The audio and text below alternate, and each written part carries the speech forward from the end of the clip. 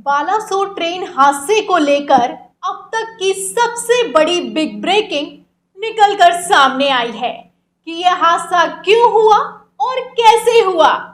अब इस पूरे मामले में जल्द ही अब्दुल एंगल की एंट्री होने वाली है और कथित तौर पर सबको क्लीन चिट दे दी जाएगी। जी हाँ, बिल्कुल सही सुना आपने, सबको क्लीन चिट मिलने वाली है। ना प्रधानमंत्री नरेंद्र मोदी से सवाल होगा और ना ही रेलवे मंत्री को इस्तीफा देना पड़ेगा, जबकि सबूत है कि 288 लोगों की जान जाने के लिए, इन मौतों के लिए जिम्मेदार कौन है। लेकिन फिर भी इसके बावजूद भी खेला शुरू हो गया है। लगातार गोदी मीडिया चिल्ला चिल्ला कर एक बिग ब्रेकिंग बता रहा है। नेशनल मीडिया पर एंकर्स चीख रहे हैं, चिल्ला रहे हैं और बड़ी बड़ी पट्टियां चलाई जा रही हैं कि इस हादसे के लिए जिम्मेदार कौन है और ये आखिर हादसा कैसे हुआ। तो क्या बिग ब्रेकिंग है, पहले आपको बिग ब्रेकिंग बताती हूँ, इसके बाद बताएंगे कि क्या सबूत है जिससे ये साबित हो जाता है कि कथित तौर पर जिम्मेदार कौन है। सबूतों से पहले आप एबीपी की बिग ब्रेकिंग देखिए। हर चैनल पर ये बिग ब्रेकिंग है, लगातार चलाई जा रही है और जोरों शोरों से चिल्लाई जा रही है कि क्या एंगल निकलकर सामने आया है। देखिए, लिखा हुआ है कि ट्रेन हादसा ब्रेकिंग, बालासोर ट्रेन हादसे पर बहुत बड़ा खुलासा। तो बड़ा खुलासा क्या हुआ है आगे देखिएगा। आगे इसमें बताया गया है कि बालासोर ट्रेन हादसे को लेकर इंटरलॉकिंग सिस्टम से छेड़छाड़ के सबूत मिले हैं। यानी कि ये तकनीकी सिस्टम में गलती की वजह से नहीं हुआ है, रेलवे अधिकारियों की गलती की वजह से नहीं हुआ है, किसी की गलती की वजह से नहीं हुआ है, बल्कि इंटरलॉकिंग सिस्टम में जानबूझकर छेड़छाड़ की गई है। इसीलिए बालासोर ट्रेन हादसा हुआ है। ये वो बिग ब्रेकिंग है, लगातार टीवी चैनल्स पर चलाई जा रही है कि ट्रेन हादसे पर रेलवे अधिकारियों ने दावा किया है कि जानबूझकर छेड़छाड़ हुई है, इसीलिए ये हादसा हुआ है और अब जांच सीबीआई के हाथों में चली गई है। तो जो पहले ही कहा जा रहा था, अब वही कुछ होता हुआ नजर आ रहा है। जिस दिन ये ट्रेन हादसा हुआ, अंधभक्तों की टोली ने ट्वीट करना शुरू कर दिया था।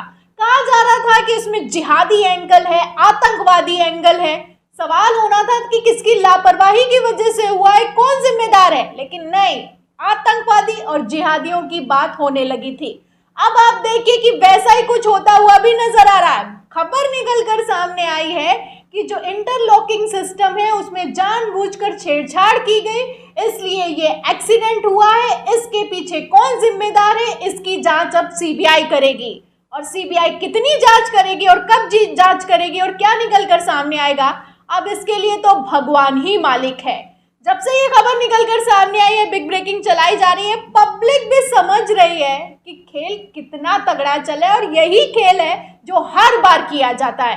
देखिए, ये जो खबर है एबीपी की, इस पर मैं आपको शुरुआती 3 ट्वीट दिखा देती हूँ। इसमें देखिए लिखा हुआ है, नीरज शेख नाम का शख्स लिखता है #झूठ। उसके साथ सोनू सिंह लिखता है कि कोई जिहादी इस घटना को अंजाम दिया है, पक्की बात है।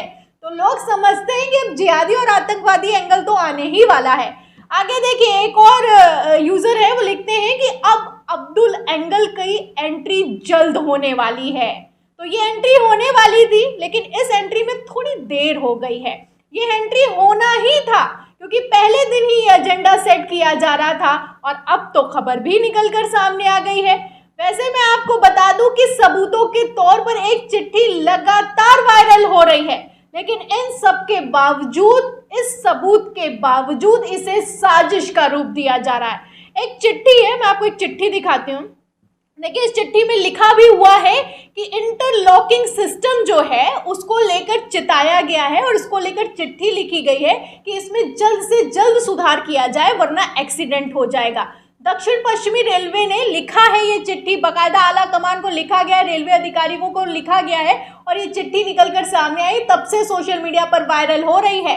फिर भी इसके बावजूद भी कहा जा रहा है कि इस इंटरलॉकिंग सिस्टम में साजिशन, छेड़छाड़ की गई है।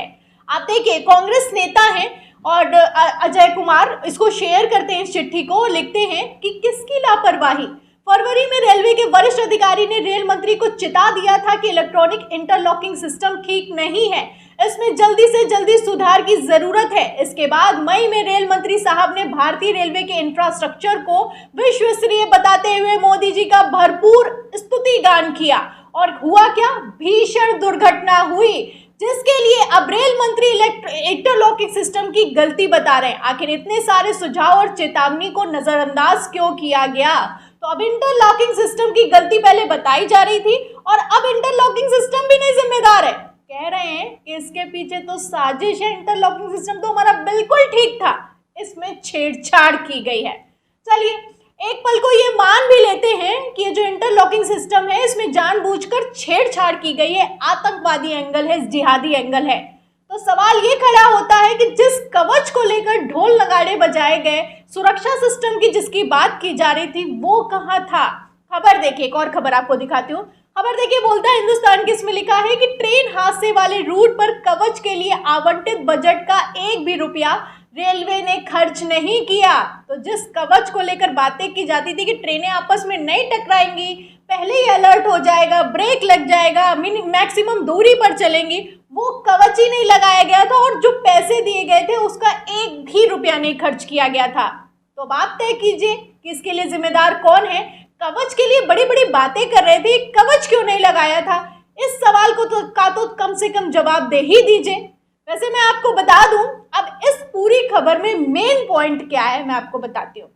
आपको खबर, एक और खबर है, मैंने आपको खबर दिखाई भी थी, एक बार फिर से देखिए, जागरण की खबर देखिए। इसमें लिखा है कि रेल मंत्री ने बताई ओडिशा हादसे की असल वजह, कहा जिम्मेदार लोगों की हो चुकी है पहचान।